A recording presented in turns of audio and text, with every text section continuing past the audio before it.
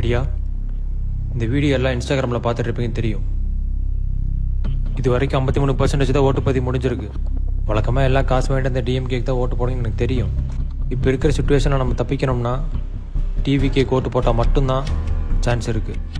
என்ன சார் தப்பு பண்ணாங்க இவங்கெல்லாம்?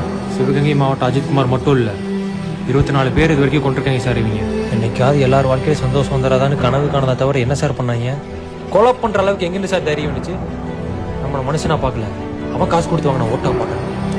நம்மளும் காசை வாங்கிட்டு ஓட்டத்தான் இவங்ககிட்ட திமிரு. இவ்வளோ பெரிய ஸ்டேட்டில் 40% 50% தான் ஓட்டு போடுறோம். டிஎம்கே 10%, ஏடிஎம்கே 5%, அதுலேயும் பிஜேபி 15%. 3 மணி நேரம் தான் வெட்டிங்க. டிஎம்கே ஏடிஎம்கே பிஜேபி அத்தனை பேரும் நம்ம நாட்டை நாசம் பண்ணிடுவாங்க. நான் நினச்சதெல்லாம் சொல்லிட்டேன் டாடி. ஆமாம் டாடி.